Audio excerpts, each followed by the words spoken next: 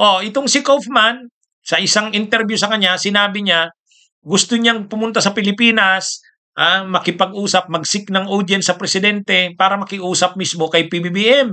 Gusto niya raw makiusap, napayagan naman na makauwi sa Pilipinas ang dating presidente na si Rodrigo Roa Duterte. Ay, ang yabang-yabang nyo kasi.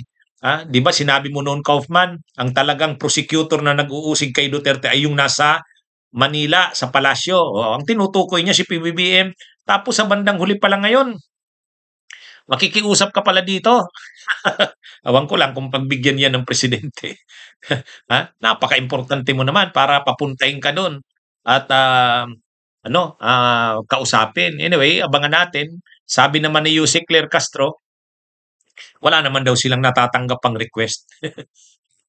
Anyway, ganito na kasi mga kabunyog, talagang linalakad ni Kaufman na nilalakad ni Kaufman na interim release si Duterte.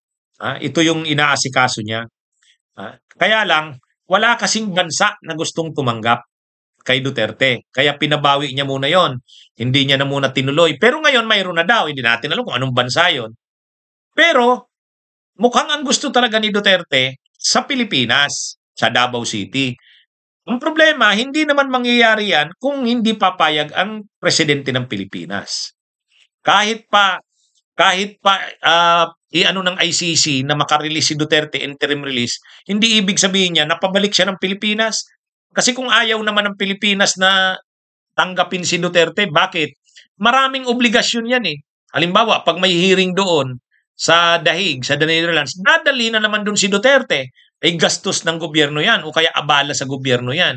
Pangalawa, posible ditong makakreate ng mga kaguluhan. Kasi ang sinasabi kasi nila Kaufman, wala namang kakayahan na si Duterte makialam sa Pilipinas. Wala na daw itong power, wala nang kapangyarihan. Sinong nagsabi? Malakas pa rin ang impluensya ng mga Duterte. Kaya niya pangguluhin ang Pilipinas. Nandun nga sa Dahig, nakakagalaw pa dito eh. Kaya ano yon, sa parte ng administrasyon ni PBBM, sa tingin ko, hindi na nito tatanggapin yung kumbaga mas kung talagang lilitisin si Duterte, doon na lang yan sa Dahig. Hindi kaya ng Pilipinas na mag-assume pa ng responsibilidad dyan. Kaya lang, ang gustong mangyari dito ni Kaufman, makiusap. Makiusap sa presidente ng Pilipinas. Kasi, siyempre si Duterte, mas gusto ni Duterte, doon magstay sa Davao. Kaya lang, ang problema kasi,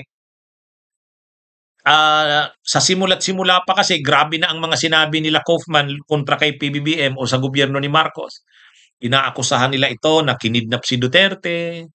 Tapos ang totoo daw na nag-uusig kay Duterte, hindi naman yung prosecutor ng ICC. Ang prosecutor daw ay nandun sa palasyo sa Manila. Di ang tinutukoy diyan si PBBM. Ginagamit lang daw ng gobyerno ang prosecutor ng ICC para usigin si Duterte. Mga seryoso at mga mga seryoso at matitinding mga akusasyon sa gobyerno ni PBBM. Tapos ngayon, makikiusap ka, magre-request ka ng audience na pagbigyan kang makausap ang presidente para mapaabot mo yung pakiusap, gisuyo na payagang makauwi sa Pilipinas. Ay yun din naman pala eh. Papunta din pala kayo doon, ba't na masyado pa kayong mayabang nung una? Anyway, hindi natin alam kung ano magiging aksyon ng presidente dyan. Pero isa yon. Saka sa presidente, kay PBBM, malamang mas gusto na nilang doon na lang sa ICC si Duterte. Kasi kung nandito yan sa Pilipinas, from time to time na may hearing, hihilingin ng ICC na dalhin doon, ay ang hirap ng yan, siyempre security niyan, sabihin pang gagastusan ng ICC. Pero yung abala niyan, samantalang kung doon yan, total may hearing doon, di doon na lang. Anyway, nagbabaka sakali lang nito si Kaufman na baka pagbigyan siya. Makikiusap daw siya sa sambayan ng Pilipino. Wow. Anong tingin ba ni Kaufman sa sarili niya? Ang ibig sabihin niyan, pupunta dito sa Pilipinas, magpapa-interview, ma-meeting ng mga Duterte supporters, yun yung gagawin niya. Tapos pupunta doon sa Malacanang. Ang sabi kasi ni Kaufman, makikiusap siya sa mamamayang Pilipino at sa gobyerno ng Pilipinas na pagbigyan naman ang dating presidente na umuwi na dito sa Pilipinas. Ano kasi, si Duterte kasi nung una ang yabang. Sabi niya, anong sabi niya tungkol sa ICC? Wala naman yan. Sasampalin ko pa yan. O ngayon, tapos ano nila, ininsulto nila ang gobyerno ni Marcos na ito raw ay kidnapper. Tapos ngayon, sinasabi rin ni Kaufman,